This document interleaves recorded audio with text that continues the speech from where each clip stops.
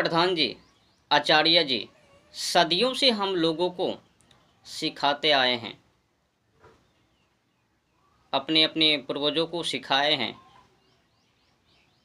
और याद रखना, पूरे विश्व में एक ही धर्म है जो कामना करता है कि प्राणियों में सद्भावना हो, विश्व का कल्याण हो।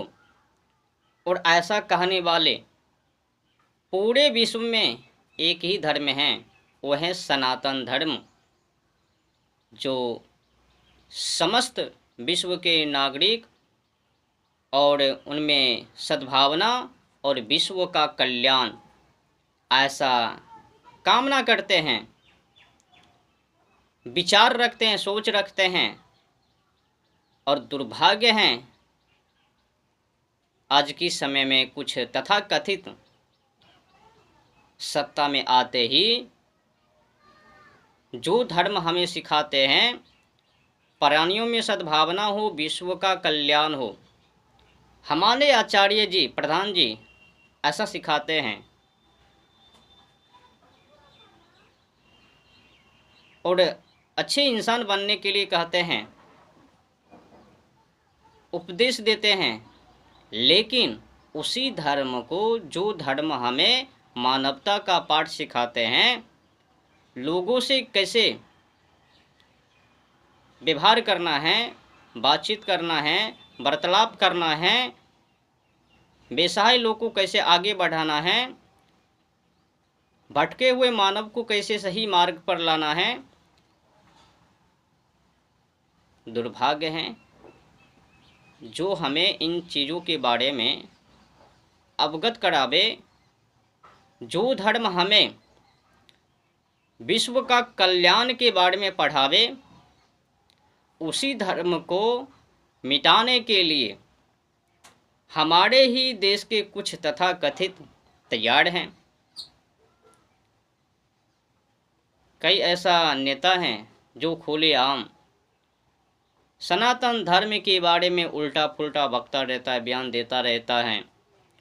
और हम सनातन लोग उसी के रसिकर हैं। क्षमा मांगो, नहीं तो मैं ये करूँगा वो करूँगा, लेकिन कुछ उखाड़ नहीं पाते हैं। दुर्भाग्य है आज की समय में सनातन धर्म मजाक का विषय बन गया है। जो भी पार्टी हैं, उन पार्टी अगर चाहे सनातन धर्म के बारे में उल्टा पुल्टा बकने का, बयान देने का, तो दे सकते हैं। और सनातन धर्म के लोग उनको फॉलो करने के लिए, मानने के लिए, स्वागत करने के लिए तैयार हैं, प्रणाम करने के लिए तैयार हैं, नमस्ते कहने के लिए तैयार हैं। इसमें किंचित रत्ती मात्र भी शंका नहीं है। अब समझने की विषय ये है, जो धर्म हमें, जो आचार्य हमें ये सिखावे कि प्राणियों में सद्भावना हो, विश्व का कल्याण हो, क्या ऐसा धर्म एक दूसरे से नफरत सिखावे? क्या ऐसा धर्म एक दूसरे को मिटाने के लिए सिखावे? कतई बर्दाश्त नहीं। झूठ मूठ का बयानबाजी समाजों में परोसना गलत बात है। अभी अभी तमिलनाडु के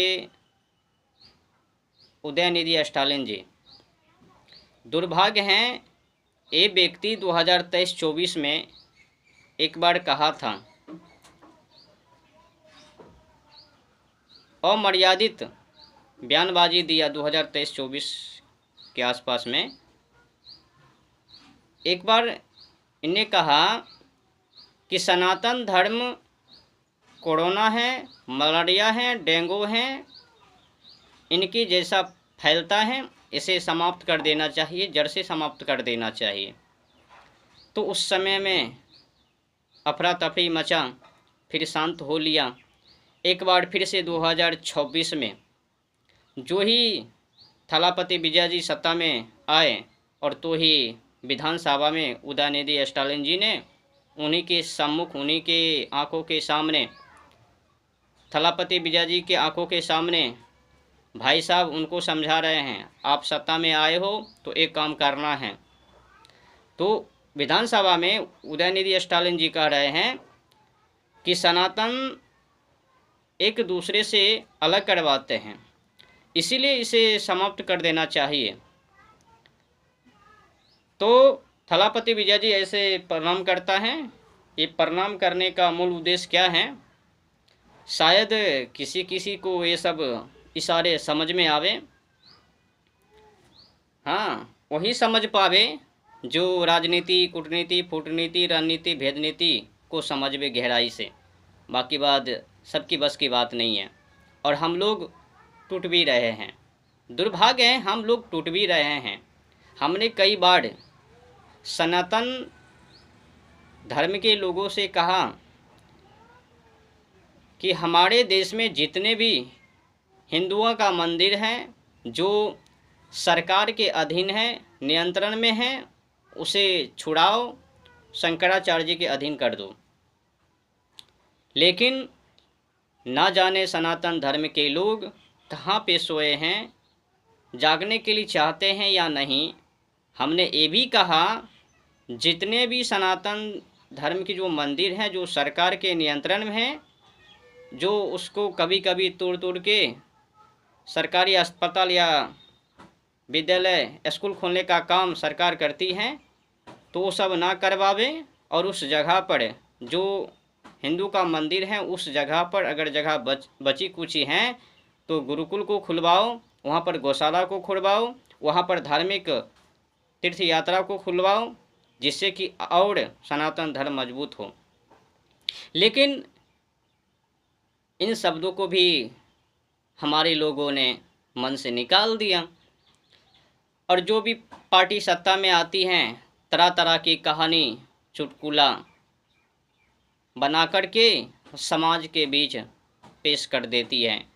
और जो लोग हैं आधे अधूरी धर्म के बारे में जानते हैं, जानकारी हैं, भाग जाते हैं और कहने लग जाते हैं सही तो किया, मंदिरों को तोड़ करके तो सरकारी अस्पताल बना दिया, स्कूल बना दिया, अब क्या चाहिए। तेलंगाना में 800 वर्ष से पुराना हिंदुओं का मंदिर, और उनको तोड़ करके स्कूल बनाने के लिए तैयार हैं। तो ऐसे कई जगह पर हैं जहाँ पर हिंदुओं का मंदिर तोड़ मरोड़ के वहाँ पर सरकारी अस्पताल, सरकारी स्कूल खोल दिया। लेकिन हम हिंदुओं ने कुछ नहीं कहा।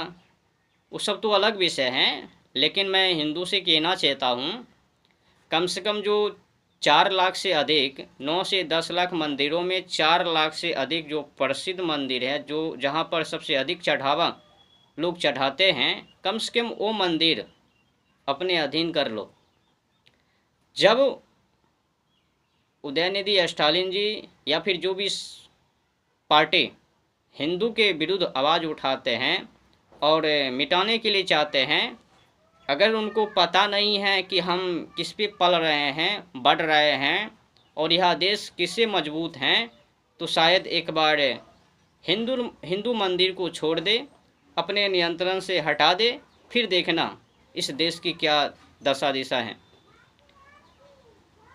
जब तक कि हिंदू अपने मंदिर को शंकराचार्य जी के अधीन नहीं करेंगे या फिर सरकार के नियंत्रण से नहीं हटाएंगे, तो ये लोग ना सीखवे सनातन धर्म क्या है। ये लोग तभी सीखवे जब हम लोग सरकार के नियंत्रण में 4 लाख से अधिक जितने मंदिर हैं उनको वापस करेंगे। अब मैं उदयनिधि स्टालिन जी से और थलापति विजय जी से कहना चाहता हूँ, अगर आपके सक्षम उदयनिधि स्टालिन जी ने विधानसभा में ये बात कही है कि सनातन धर्म बांटने का काम करते हैं और इसे समाप्त कर देना चाहिए, मिटा देना चाहिए, तो मैं उदयनिधि स्टालिन जी से ही कहना चाहता हूँ, वहाँ पर जो तमिलनाडु में लगभग में 38,615, ये आंकड़े 40,000 से अधिक मंदिर जो सरकार के नियंत्रण में हैं उसे बाहर कर दो, फिर देखता हूँ क्या है वहाँ का अर्थव्यवस्था और कैसे चलता है वहाँ पर देश, हम भी देखते हैं। ये जो 40,000 से अधिक हिंदुओं का मंदिर सरकार के नियंत्रण में है, उनमें जो भी पैसा का चढ़ावा लोग चढ़ाते हैं तो सब सरकार के जेब में जाते हैं। अगर वो सब पैसा सनातन के किसी व्यक्ति के पास जावे तो ना जाने सनातन धर्म कहाँ से कहाँ पहुँच जावे, कितने विकास करवे, ना जाने कितने गुरुकुल खुलवे, ना जाने कितने गौशाला खुलवे, ना जाने कितने वृद्ध आश्रम खुलवे, हर एक व्यवस्था हो जावे। मतलब सनातन धर्म का मंदिरों का पैसा सरकार लेकर के मस्जिदों के ऊपर, अस्पताल के ऊपर, स्कूल के ऊपर, छात्रवृत्ति के ऊपर, ना जाने कहाँ कहाँ पैसा को लगाती है। एक तो हम लोगों का पैसा, हमारे मंदिरों का पैसा सरकार लेती है और उसी पैसा से तरह तरह का योजना पास और उसी योजना का लाभ लोग उठाते हैं, लेते हैं और उल्टे हम ही लोगों को बदनाम करते हैं। हमारे ही धर्म डेंगू मलेरिया है। हाँ, गिरजाघर नहीं है, मस्जिद ये सब नहीं है, केवल सनातन धर्म है। लेकिन सनातन धर्म का जो मंदिर है उसे पैसा लेवे, उनमें मलेरिया डेंगू मच्छर नहीं है। हाँ, अब समझने की विषय ये है, जो सरकार ने हमारे हिंदुओं का मंदिर वो अपने नियंत्रण में अधीन करके रखे हैं। अब हम लोगों को एक ही काम करना है, जितने भी मंदिर हैं उन मंदिर को सरकार के नियंत्रण से हटाना है और शंकराचार्य जी के अधीन कर देना है, या फिर जो भी बुद्धिजीवी हैं जो सनातन धर्म को मजबूत करने में सक्षम है उनको अधीन कर दिया जाए। लेकिन जल्द से जल्द सरकार के अधीन से मंदिर को वापस करना है, तब जाकर के मैं देखूंगा कि सरकार किस तरह से देश को चलाती है। और ये जो जितने भी मन बुद्धि हैं, बिना बुद्धि अकल के इंसान हैं, जो हर हमेशा हिंदुओं को गाली, मतलब हिंदू मंदिर का पैसा से छात्रवृत्ति, पोशाक, हिलना फिरना, तनख्वाह, सरकारी अस्पताल, सरकारी स्कूल, ना जाने क्या क्या कहाँ कहाँ पर हिंदुओं का मंदिर का पैसा इस्तेमाल, लेकिन हम ही लोगों को खा कर के हम ही लोगों को बदला। तो अब एक ही उपाय है कि इन लोगों के ऊपर जो हिंदुओं का मंदिर का पैसा इस्तेमाल उसे बंद करवा देना है। और वो बंद तभी होवे जब मंदिर अपने अधीन कर लेवे। तो हमें मंदिर वापस करना है। और जितने भी पार्टी हैं ना, कोई भी पार्टी सनातन धर्म के लिए उचित नहीं है, सही नहीं है। अगर किसी भी पार्टी पर हम लोग विश्वास करते हैं तो हम लोग बर्बाद हो जाएंगे, हमारी संस्कृति खत्म हो जाएंगे।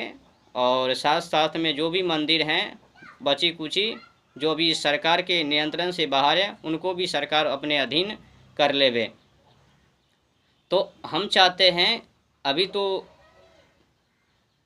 4 लाख से अधिक मंदिर को सरकार ने अपने अधीन किया है और छोटे बड़े मंदिर 9 से 10 लाख हैं, उनको बचाना है।